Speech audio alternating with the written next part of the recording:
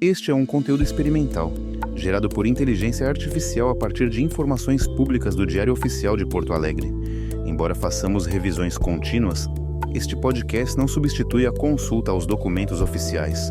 Utilize como um complemento acessível e fique atento a possíveis erros. O link para o Diário Oficial está disponível na descrição deste episódio. Primeiro capítulo: Executivo e Executivo Pessoal. Olha, mergulhando aqui no Diário Oficial de Porto Alegre, a gente vê um retrato bem movimentado da administração, né? Vamos focar nos pontos-chave que saltam aos olhos. Tem novas leis com foco social e cultural e uma atividade, assim, bem intensa na gestão de pessoal, principalmente na saúde, né? E um controle forte sobre contratos. Começando pelas leis. Tem uma que impede a recusa de laudos de esquizofrenia só pela data de emissão, a Lei 14.273.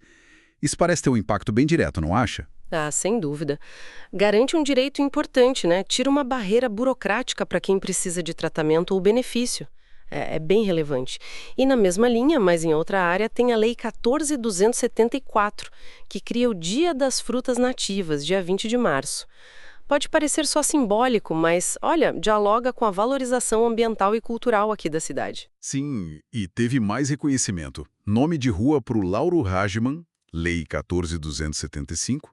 Título de cidadão emérito para o Ângelo Garbarski, 14.276. Utilidade pública para a Associação Estrelinhas de Ouro, 14.277.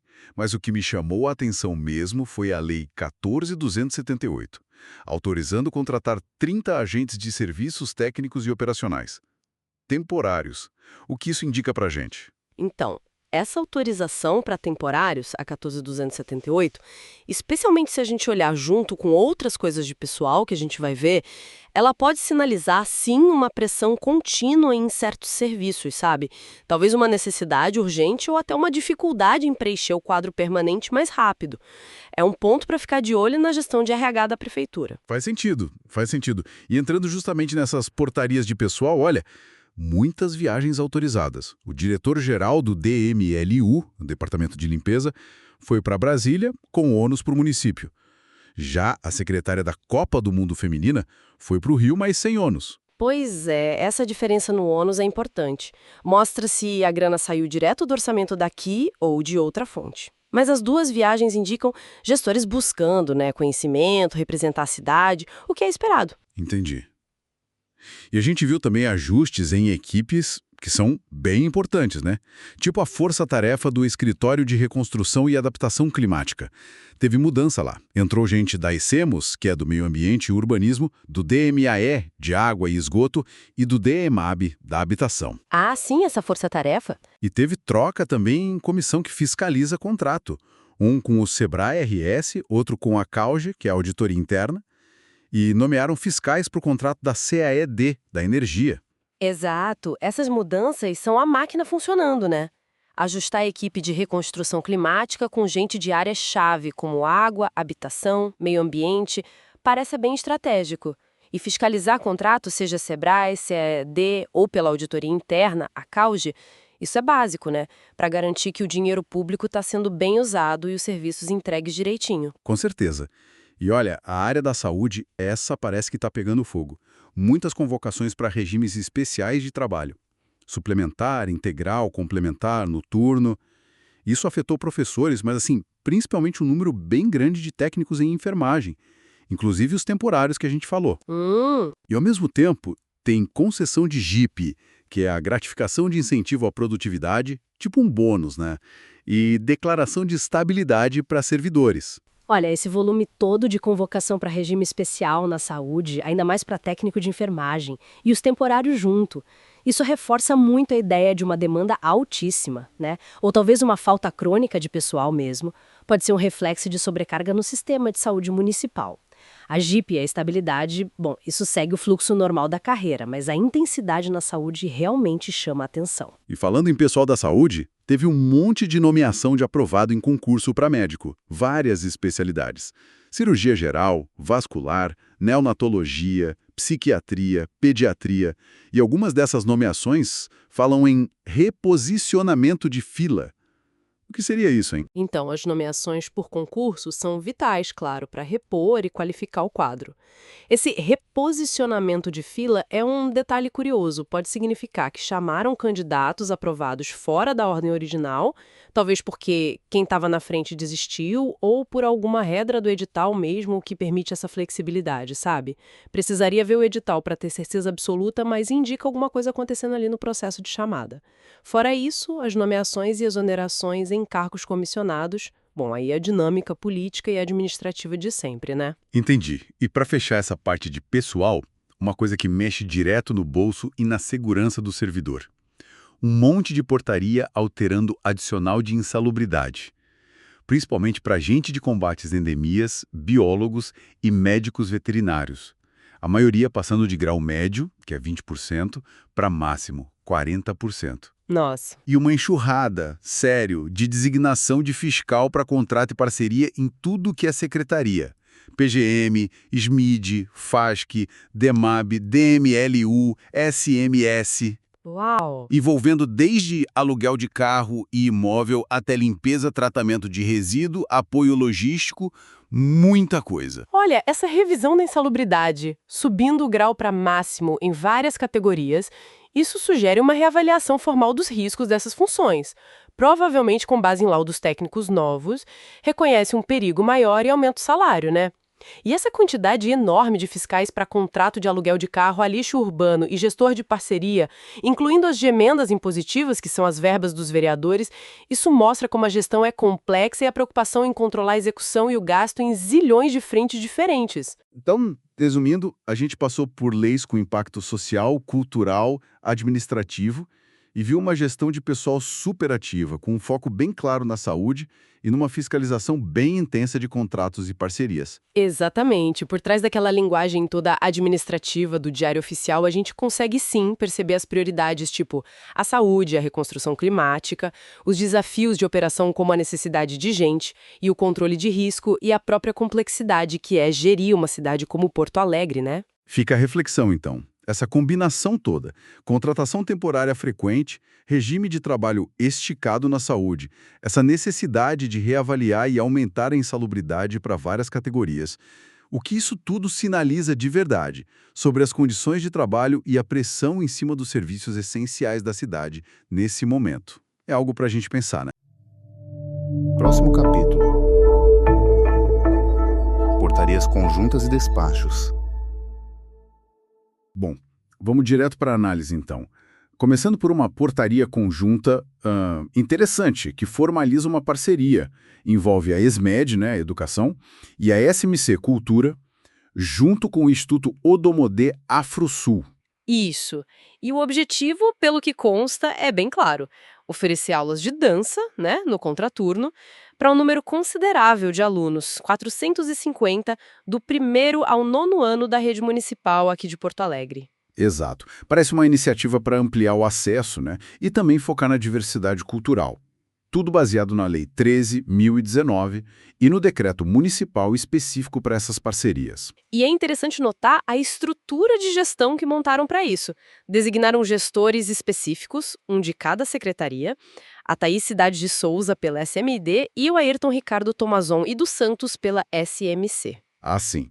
E tem uma comissão de monitoramento também, certo? Isso, uma comissão mista, com gente da SMC, como a Laura Baques e a Maria Lúcia Machado, e da SMEG, a Annelise Prates, o João Guedes e a Vivian Juliano.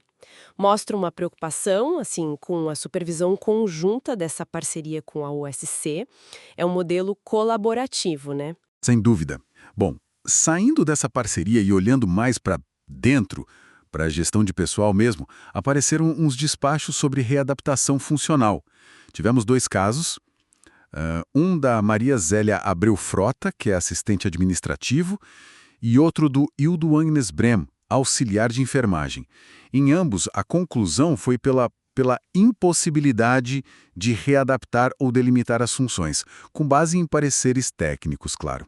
Essa conclusão de impossibilidade, ela é um ponto bem delicado, né?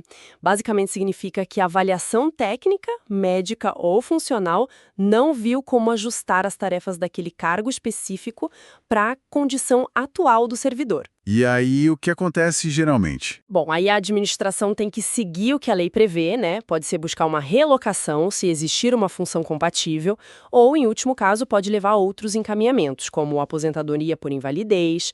É sempre um equilíbrio difícil. Entendi. E, além disso, teve outras decisões mais individuais, né, sobre condições de trabalho e benefícios. Por exemplo, um pedido de adicional de insalubridade da Anita Marques, que é enfermeira na SMS, foi negado. Sim, baseado em laudos específicos, né? Laudo 015 de 2025 e um complementar de 2021. A insalubridade depende muito dessa comprovação técnica mesmo. Certo. E também o pedido de abono permanência foi negado, do Rogério Antônio da Costa Balestrin, engenheiro químico lá do DMLU. Pois é. Nesse caso, a justificativa foi não cumprir os requisitos para aposentadoria pelas regras atuais. Provavelmente alguma mudança recente, tipo aquela emenda 47 de 2021 da lei orgânica, pode ter impactado. Mostra como essas coisas dependem estritamente do que está na norma e nos laudos. Não tem muito espaço para subjetividade. Faz sentido. E na parte mais, digamos, rotineira da administração, teve ajustes de frequência, carga horária. Foi deferida a exclusão de meia faltas para Aristela Bonotto Venturini, que é engenheira na SMAs, SMA Surb, e exclusão de faltas para Caroline Vieira Silva, assistente social na SMAs. E também uma redução de carga horária para Tânia Caputo Pinheiro Machado, médica na SMS, por colisão de horário, seguindo a Lei Complementar 133. São aqueles procedimentos do dia a dia, né? Mas que são fundamentais para ajustar a vida funcional. Justificar uma ausência, ajustar a jornada por uma necessidade específica, garante que o registro esteja correto e que os direitos e deveres sejam cumpridos dos dois lados. Para fechar, algumas decisões com impacto mais direto no bolso ou na aposentadoria. 3 servidores já inativos, Márcia de Souza Medeiros, Luiz Cláudio Bernardo e Carneiro Marques, tiveram deferida a indenização de licença premium. Um direito adquirido, né? Que não foi gozado em atividade e é convertido em pecúnia na aposentadoria. Isso. E teve também isenção de imposto de renda para um aposentado, o Francisco Correia Machado, por questão de saúde, com base em laudo médico. Sim, outra previsão legal importante ligada a condições de saúde específicas. E, por último, a conversão de tempo especial em comum para Ana Paula Pereira da Silva, médica na SMS. Ah, isso é interessante. Permite que um período trabalhado em condições especiais, talvez insalubres ou penosas, conte um pouco mais para o tempo de aposentadoria. No caso dela, foram 138 dias convertidos, referentes a um período entre 2017 e 2018. Tudo isso, veja bem, ilustra como direitos dos servidores, sejam ativos ou inativos, são aplicados, seja pela carreira, como a licença-prêmio, pela saúde, como a isenção, ou pelo reconhecimento das condições de trabalho passadas, sempre com base em pareceres, laudos, informações técnicas ou legais. Então o que a gente vê é um panorama bem variado, né? Desde uma parceria grande na área cultural e educacional até decisões bem pontuais na vida de cada servidor. Exatamente. E é curioso pensar como essa diversidade de atos, né? A gestão de um projeto com a sociedade civil, as avaliações de saúde e trabalho, os benefícios, os ajustes de ponto, as questões previdenciárias, como tudo isso, no fundo, mostra as engrenagens da administração pública funcionando, né? E tentando constantemente achar aquele ponto de equilíbrio entre entregar o serviço para a população e cuidar dos direitos e das obrigações de quem faz a máquina girar. Fica essa reflexão, né? Próximo capítulo. Documentos oficiais. Vamos direto ao Previmpan, então? Teve decisão sobre a averbação de tempo de contribuição, olha só, Cláudia Bernadette Alves Freitas, professora lá na SMED, conseguiu, deferiram para ela. Deferiram. Reconheceram 3.127 dias que ela trabalhou antes pelo RGPS e passou por vários lugares, né? Lins Ferrão, Santa Casa de Bagé, Hospital Espírita. Sim, Visto do Brasil, cartel, até um empregador não informado. bastante coisa. Uhum. Isso é a verbação. Basicamente, pegar esse tempo trabalhado fora, tipo no INSS, e trazer para contar na aposentadoria aqui do município. É um direito, está na Constituição, artigo 201, parágrafo 9º, e em outras leis locais. Entendi. Mas não foi para todo mundo, né? Vi uns indeferimentos. Não foi. Tiveram casos negados. Pois é. A Laor Ferreira da Silva, da Guarda Municipal, Marta Helena Stocci Pelivan de Benezra, médica, e Evelyn de Abreu Maciel, auditora fiscal. Para eles, a justificativa foi falta de documento hábil. Esse documento hábil geralmente é a certidão de tempo de contribuição, a famosa CTC. Ela tem que vir certinha do INSS ou de onde for. Se tiver alguma pendência, algum erro ou não seguir o modelo que eles pedem, aí o Previmpa pode barrar. Entendi. Tem que estar tudo nos conformes mesmo. Exatamente. É um ponto crucial para o servidor que quer averbar. Mas, olha, às vezes é só ajuste, né? Como aconteceu com o Ubiratã Teixeira e o Alencastro Gabriel Prates de Prates. Ah, verdade. Nesses casos foi só correção do tempo das Forças Armadas que já estava lá, né? Ajustaram os dias. Isso. Para o Ubiratã foram 390 dias, período 85-86. E para o Alencastro, 912 dias, entre 82 e 84. Detalhes, mas importantes para a contagem final. Ok. Mudando de assunto, vamos para a SMAP, Administração e Patrimônio. Saiu um edital 005-2025 falando de eliminar documentos. Ah, sim. Gestão documental. Isso é procedimento padrão. Documentos antigos que já não têm mais uso administrativo ou legal e não são considerados históricos podem ser descartados. Mas tem regra para isso. O Decreto 17.480 de 2011, por exemplo. E o que acontece? Eles só jogam fora? Não. Tem um processo. Eles publicam essa listagem, como nesse edital, e dão um prazo. Aqui são 30 dias. Se alguém tiver algum interesse legítimo naqueles documentos, pode se manifestar, pedir cópias, claro, às suas custas. Tem que procurar a coordenação de gestão documental. Entendi. Faz sentido ter esse controle. E falando em SMAP, teve mais coisa, convocação para contratação temporária. Isso. Edital 11.8.2025. Chamando gente para a saúde, para SMS, farmacêuticos e técnicos em enfermagem. Vi os nomes Lisiana, Caroline, Helena, para farmácia, e Renan, Paola, Paula, Neuza, Wagner. Bastante gente para técnico de enfermagem. Exato. São processos seletivos que já ocorreram, né, o 022 e 024. Essas contratações são por excepcional interesse público. É uma figura legal, está na Lei 14.232 de 2025, para suprir uma necessidade urgente temporária. E quanto tempo dura esse contrato? O contrato inicial é de 120 dias. Pode ser prorrogado uma vez por mais 60 dias. É bem curto prazo mesmo. E o pessoal tem que se ligar nos prazos para aparecer, né? Dia 23 de julho ou, no máximo, manifestar interesse até dia 24. Bem rápido. E quais são as condições, assim, de trabalho e salário? Bom, para farmacêutico, o básico é R$ 2.628,68. Para técnico em enfermagem, R$ 1.878,01. Isso para 30 horas semanais. Aí tem os adicionais possíveis, né? Noturno, insalubridade, se for o caso, vale transporte, vale alimentação e, claro, férias e 13º proporcionais ao tempo trabalhado. Contribuir para o RGPS e INSS. Certo. E tem aquela opção de 40 horas. Tem sim, o regime de tempo integral, o RTI. Se o servidor optar e for possível na função, a carga vai para 40 horas e o vencimento básico aumenta em 50%. E a documentação para entregar é bastante coisa, viu? ID, CPF, título, comprovante de votação, PIS, PASEP, comprovante de escolaridade, registro no conselho, certidões negativas. Tem que enviar tudo até 28 de julho. E fazer exame médico admissional também. Ufa, bastante coisa para correr atrás em pouco tempo. Sem dúvida, é um processo bem acelerado. Agora, saindo da administração e saúde, vamos para o meio ambiente. SMAMOS. Criaram um grupo de trabalho técnico. O GTPLAC. Isso, pela Instrução Normativa 012.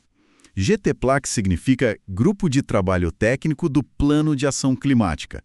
O objetivo é bem claro: botar para rodar e acompanhar o plano de ação climática de Porto Alegre. Acompanhar como? Tipo, ver se as metas estão sendo cumpridas? Exatamente. Gerenciar os dados das ações, ver o progresso do que está sendo feito para mitigar as emissões e para adaptar a cidade às mudanças climáticas. O interessante é quem participa. É muita gente. Quem está nesse grupo? Olha, SMAMOS, claro, SMSUR, SMSG, SMS, SMPG, SMP, SMOI, SMMU, SMDH, SMGov, SMGG, SMF, SML, SMD, SMDTET, SMC, SMAS, SMAP e ainda Procempa, PGM, DMLU, DMA e DMAB. Quase toda a estrutura municipal. Nossa, uma força-tarefa mesmo. Mostra que o clima é assunto de todo mundo na prefeitura, né? Com certeza. É um tema transversal. Esse GT vai funcionar por 18 meses, podendo prorrogar, e vai produzir relatórios para orientar as ações. Legal. Agora uma nota mais rápida. CMDCA, o Conselho Municipal dos Direitos da Criança e do Adolescente, aprovaram uma verba. Sim, R$5.000. Resolução 0782/2025. É para fazer material gráfico, divulgação do serviço de acolhimento em família acolhedora. Ah, é importante divulgar esse tipo de serviço. Muito. É um exemplo de como o Conselho usa o dinheiro do Fundo Municipal para fortalecer a rede de proteção. Dar visibilidade a alternativas como a família acolhedora é fundamental. Para fechar nossa conversa de hoje, EPTC e carros abandonados. É tema recorrente. A EPTC notificou 2 proprietários, Joeci Gomes da Conceição, por um HB20 prata lá na Vila Operária, e Rafael Soares Vera, por um Classic vermelho em Santa Rosa de Lima. E como funciona isso? O carro está parado e eles notificam? Basicamente, sim. A Lei Municipal, a 10.837 de 2010 e uma resolução da própria EPTC definem que se um veículo fica mais de 30 dias parado no mesmo lugar na rua, pode ser considerado abandonado. Aí a EPTC vai lá, constata, notifica o proprietário. E o dono tem quanto tempo para tirar? 10 dias. Se nesses 10 dias ele não remover o carro, a EPTC pode guinchar. E aí, claro, o proprietário vai ter que pagar as taxas de remoção e depósito. E se ninguém aparecer para buscar o carro no depósito? Aí, depois de 90 dias, ele pode ir a leilão. É o que diz o Código de Trânsito Brasileiro, lá no artigo 328. Então, é bom não esquecer o carro na rua por muito tempo. É verdade. Bom, passamos por muitos assuntos hoje, hein? Previdência, gestão de documentos, contratações, clima, direitos da criança, trânsito. Pois é. Vendo tudo isso junto, desde uma decisão individual de aposentadoria até um plano climático que envolve a cidade toda, passando por um carro na rua, a gente tem uma ideia, né, da complexidade que é a administração municipal no dia a dia. Tanta coisa acontecendo ao mesmo tempo. E fica aquela reflexão, né? Como é que o cidadão comum consegue não só acompanhar tudo isso, mas interagir, participar? Exato. Qual o ponto de equilíbrio entre a máquina administrativa precisar ser eficiente, ter suas regras, sua burocracia, e do outro lado, a necessidade de ser acessível de verdade para quem depende desses serviços, dessas decisões, todos os dias? Como encontrar esse balanço? Último capítulo. Editais. Ok, vamos direto aos fatos de Porto Alegre. Sabe aqueles carros abandonados? Tem notificações rolando. Por exemplo, um Ford Pampa azul, placa GNO 9471, lá na Germano Peterson Jr. E um Fiat Stilo vermelho MGQO 0C88 no Beco 2 da Vila Operária. A EPTC vai lá, faz um termo de constatação, o carro fica lá tipo mais de 30 dias, né? Aí colam um adesivo, notificam o dono e dão 10 dias para tirar. Se não tirar, é guincho, multa e pode até ir a leilão. Tá no Código de Trânsito e na Lei Municipal 10837 de 2010. Exato. É a gestão do espaço público acontecendo, né? Parece pequeno, mas organiza a rua. A base legal está aí, como você disse, lei municipal, resolução da EPTC, o próprio CTB. O objetivo é esse mesmo, Tirar o que está atrapalhando, recuperar o bem se possível e aplicar a lei sobre abandono. Manter a cidade minimamente organizada. E falando em organização, mas agora na área social, tem 2 editais bem importantes da SMID, a Secretaria de Inclusão, são para o projeto Mais Dignidade. Um deles, o 008-2025, busca 8 redutores de danos. É para quem tem nível médio, o foco é a galera em situação de rua, sabe? Principalmente quem está com uso problemático de álcool, crack e outras drogas. A ideia é prevenir STs, AIDS, tuberculose, hepatites, criar vínculo com o SUS, com o SUAS, abordar o pessoal nas cenas de uso. A bolsa é de R$ 2.625 por mês. E tem o outro, né? O 007-2025. Esse busca 4 oficineiros de geração de renda. O público-alvo é o mesmo, mas aí o foco muda um pouco. É mais para geração de renda mesmo, economia solidária, essas coisas. A bolsa é parecida, R$ 2.607,12. E o dinheiro para isso vem de um convênio com a Senad, lá do governo federal. O que eu acho interessante é essa combinação, né? Redução de danos de um lado e geração de renda do outro. Sim, é uma abordagem bem completa, eu diria. A redução de danos é saúde pública na veia. E a geração de renda ataca a questão da autonomia, da reinserção. É assistência social e saúde trabalhando juntas, o que é fundamental. E a forma de contratação também é específica, por credenciamento. É um tipo de inexigibilidade, né? Simplifica para certos serviços. E o pagamento está ligado a metas. Tem que entregar resultado, como está lá no anexo 3 dos editais. Mudando um pouco de área, mas ainda na gestão da cidade, tem a complexidade da questão fundiário. Um exemplo é a certidão de regularização fundiária, a REORB-CS, para o loteamento Costa Gama, lá na Ípica. Nossa, essa é uma história longa.